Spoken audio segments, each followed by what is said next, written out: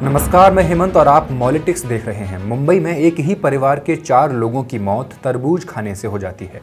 लखनऊ की अंबेडकर यूनिवर्सिटी में 21 साल की स्टूडेंट अनामिका सिंह की मौत मेस का खाना खाने से हो जाती है। झारखंड में 7 साल के बच्चे की मौत गोलगप्पे खाकर हो जाती है। एक लड़की मोमोज खाती है, उसकी मौत हो जाती है। हालांकि मोमोज कैसे बनता है इसकी हालत देखने के बाद तो लगता है कि बिना फसाई की मंजूरी के मोमोज बेचने पर प्रतिबंध लगा देना ही चाहिए। लेकिन फसाई पर भी यह भरोसा किसे रहा है? यानी मौत कितनी सस्ती हो सकती है इतने बड़े देश में, इसका अंदाज़ा आप लगा सकते हैं तो कोशिश करके देख लीजिए। बहरहाल हम बात करते हैं हालिया में घटित हुए उस मामले की जो मुंबई का है। यहाँ एक परिवार के 4 लोगों ने रात को तरबूज खाया और उनकी डिहाइड्रेशन से, फूड पॉइजनिंग से मौत हो गई।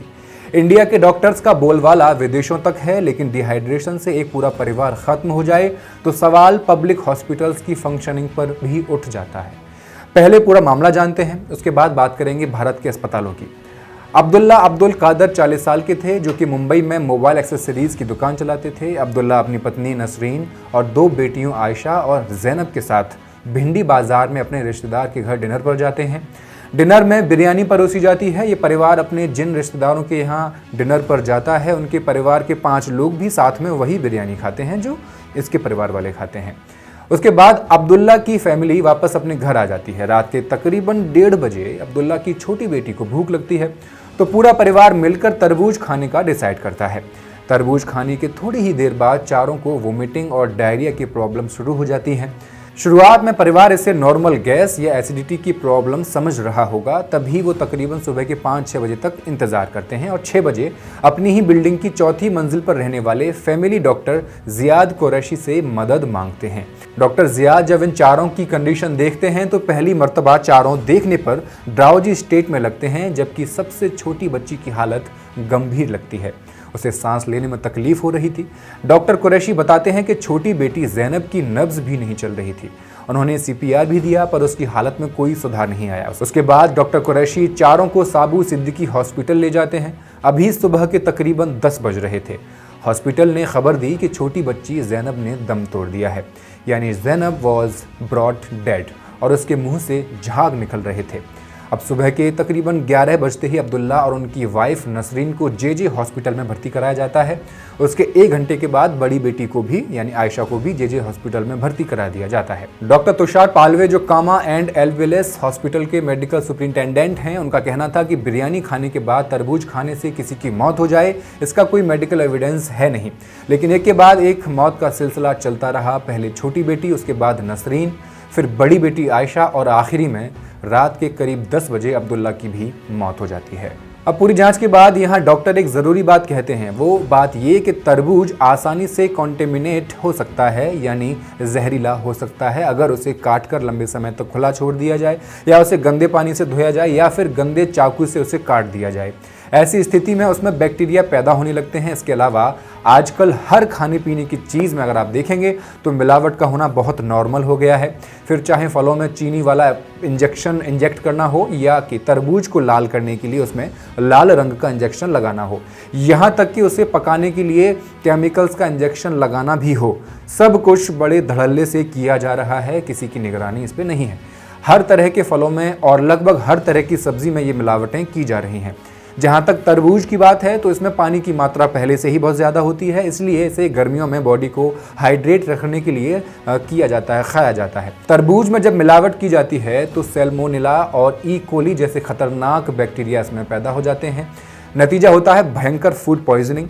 लेकिन इससे मौत होना, वो भी इतनी जल्दी, ये थोड़ा समझ से बाहर है। कई बार फलों में मिलावट और केमिकल इस्तेमाल करके उन्हें जल्दी पकाने या अच्छा दिखाने की कोशिश की जाती है। उसकी वजह से भी उसमें जहरीले पदार्थ आ जाते हैं। कुछ फल वाले calcium carbide, copper sulphate, oxytocin, formalin, malachite, green dye और सैकरीन जैसी खतरनाक चीज़ें इस्तेमाल करते हैं फलों के साथ, और ये फलों में केमिकल्स पैदा करते हैं, जहर बनाते हैं। अगर ये केमिकल्स तरबूज या किसी भी फल में चले जाएं तो वो जहरीले हो सकते हैं, यहाँ तक कि कैंसर का खतरा भी पैदा कर सकते हैं। भारत का फूड रिटेल बिजनेस, एक मोटा मोटा आंकड़ा आपको बता रहा हूँ, 2 हिस्सों में बटा हुआ है। एक तरफ थोड़े से बड़े बड़े ऑर्गेनाइज्ड प्लेयर्स हैं, महंगे महंगे रेस्टोरेंट्स हैं, कैफ़ेज़ हैं।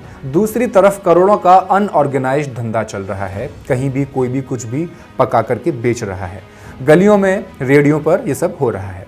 अब खाने का जो पूरा सिस्टम है इन लोगों से मिलकर बना हुआ है। कौन कौन है? प्रोड्यूसर्स हैं, मैन्युफैक्चरर्स हैं, प्रोसेसर्स हैं, डिस्ट्रीब्यूटर्स हैं, रिटेलर्स हैं, म्यूनिसिपल अथॉरिटी है, फसाई है और हम आम कंज्यूमर्स हैं। एक रिसर्च के मुताबिक 2024 तक फूड और ग्रोसरी रिटेल का पूरा बाजार भारत में तकरीबन 7 लाख करोड़ से ज़्यादा का था। इसमें से 93% हिस्सा लगभग पुराने पारंपरिक और अनऑर्गेनाइज्ड दुकानदारों का था। अनऑर्गेनाइज्ड दुकानदार यानी गली नुक्कड़ पर सामान बेचने वाले लोग।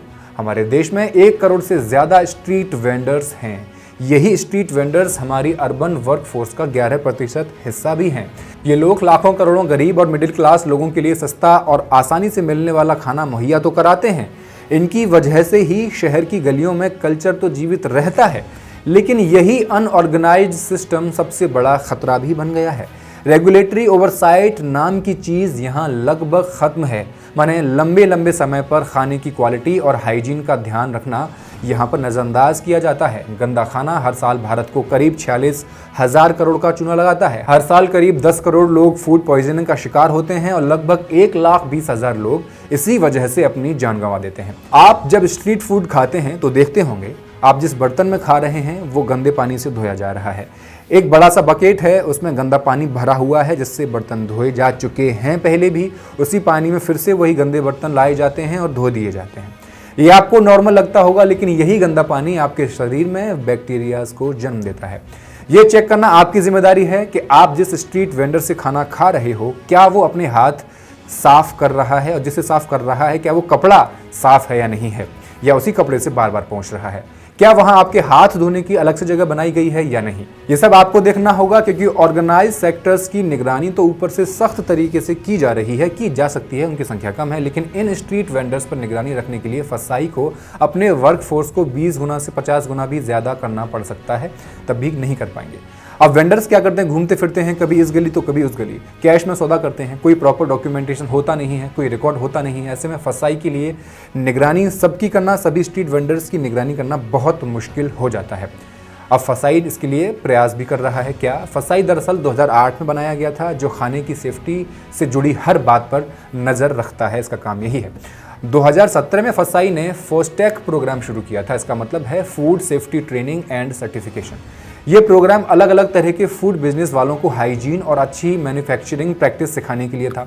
2018 में फसाई ने clean street food hub CSDHI नाम का एक पायलट प्रोजेक्ट भी शुरू किया था। 2023 में ministry of health and ministry of housing and urban affairs दोनों ने मिलकर के फूड स्ट्रीट प्रोजेक्ट लॉन्च किया था। इसका प्लान था कि देश में 100 हेल्दी और हाइजीनिक फूड स्ट्रीट्स बनाई जाएं। इनमें सेफ ड्रिंकिंग वाटर हो, हैंड वॉशिंग की जगह हो, टॉयलेट हो, वेस्ट डिस्पोजल की जगह हो और स्पेशलाइज्ड कार्ट्स की व्यवस्था भी हो। इसके अलावा फसाई ने पूरे देश में ईट राइट इंडिया मूवमेंट भी चला रखा है। ये मूवमेंट सप्लाई और डिमांड दोनों तरफ काम करता है, ट्रेनिंग भी देता है और लोगों में अवेयरनेस भी फैलाता है। लेकिन ज़्यादातर स्ट्रीट वेंडर्स के पास बेसिक सैनिटेशन और स्टोरेज की सुविधा नहीं होती। नतीजा, माइक्रोबियल कंटेमिनेशन का खतरा हर वक्त मंडराता रहता है और इन्फेक्शन तेजी से फैलता है। और अब इस देश में मिलावटी खाना खाकर बीमार पड़ना और दम तोड़ देना अब आम सी बात बनती जा रही है। चाहे सड़क का स्ट्रीट फूड हो, होटल का खाना हो, शादी ब्याह का कैटर्ड खाना हो या फिर घर में लाए गए फल सब्जी, हर चीज़ में मिलावट और जहर घुला हुआ है। बेईमान दुकानदार, बड़े व्यापारी और सप्लाई करने वाले माफिया सस्ते केमिकल्स और तरह तरह के रंग रोगन डालकर फल, तरबूज, सब्जी, दूध, पनीर, मिठाई, तेल और मसाले बेच रहे हैं और बिक भी रहा है। लोग बिना कुछ सोचे समझे बाहर का कुछ भी खा लेते हैं। आप फसाई से उम्मीद लगाए बैठे हैं कि वो कुछ करेगा आपके लिए, तो मत बैठिए। फसाई कागज़ों में उलझा हुआ है। इंस्पेक्शन का सारा काम स्टेट और लोकल एजेंसियां करती हैं और 2018 तक ज़्यादातर राज्यों में फूड सेफ्टी के लिए आपको बता दूं अलग से कोई भी डेडिकेटेड डिपार्टमेंट तक नहीं था। अधिकारी किसी का भी लाइसेंस बिना पूरी डॉक्यूमेंटेशन देखे, जांच किए दे देते थे लाइसेंस। इंस्पेक्शन और सैंपलिंग आसान करने के लिए उसके बाद फिर 2021 में एक निर्णय लिया गया। फसाई ने फॉस्कोरिस नाम का डिजिटल सिस्टम लॉन्च किया, लेकिन सिर्फ 3,57,000 बिजनेस को ही इस सिस्टम से चेक किया गया है, जबकि करोड़ों लोग बिजनेस कर रहे हैं। देश में खाने का बिजनेस बहुत बड़ा है, पूरा खाना चेक करना मुश्किल भी है। आप सोच सकते हैं पूरे देश में सिर्फ 2657 फूड सेफ्टी ऑफिसर्स हैं जो 1 करोड़ से ज़्यादा स्ट्रीट वेंडर्स को रेगुलेट करने की जिम्मेदारी संभाल रहे हैं। एक food safety officer 50,000 food businesses तक संभाल रहा है, इनकी देखभाल कर रहा है। इतने ऑफिसर्स, लाखों करोड़ों वेंडर्स जो बिना रजिस्ट्रेशन के खुले में धंधा कर रहे हैं, उनकी जांच कैसे कर सकते हैं? उन्हें ट्रेन कैसे कर सकते हैं? खाने की टेस्टिंग के लिए पूरे देश में तकरीबन 266 सरकारी लैब्स ही हैं। उनमें से ज़्यादातर में जहर या बैक्टीरिया टेस्ट करने का सामान भी नहीं होता है। हैरानी की बात तो यह है कि मिलावट करते हुए अगर कोई पकड़ा भी जाता है तो उसे सज़ा भी नहीं होती है। 2022 में नॉर्थ इंडियन स्टेट्स का एनालिसिस हुआ तो पता चला कि मिलावट के केस में सिर्फ 1% से भी कम मामलों में सज़ा हुई है। पंजाब, हरियाणा और हिमाचल में 2018 से 2021 के बीच तकरीबन 1900 सैंपल फेल हो गए, लेकिन सिर्फ 10 प्रोसिक्यूशन पूरी हो सकी। लैब के सर्वे बताते हैं कि मिलावट की दर भी लगातार बढ़ती जा रही है। 2012-13 में 15% थी, 2018-19 में लगभग 28.5% हो गई। तो आपको लगता है कि फसाई आपके लिए कुछ करेगा, तो आप गलतफहमी में हैं। अपनी जिम्मेदारी खुद लेना सीखिए। जहां भी खराब खाना बिकता हुआ दिखे, जहां भी मिलावट आपको दिखे, किसी पे शक हो, उसका फोटो वीडियो बना करके सोशल मीडिया पर अपलोड कीजिए, उसका सही इस्तेमाल कीजिए। कोई नहीं सुनता तो मॉलिटिक्स के ऐप पर जाइए, ऐप को डाउनलोड कीजिए और अपने लोकल नेता से लेकर जिसे भी आप चाहते हैं, जिस नेता को, उसको टैग कर दीजिए। मॉलिटिक्स ऐप पर अपनी वो पोस्ट डाल दीजिए। बहरहाल इस वीडियो में बस इतना ही। अच्छा लगा हो तो अपने दोस्तों के साथ शेयर करें और मॉलिटिक्स को सब्सक्राइब कर दें। बहुत बहुत शुक्रिया।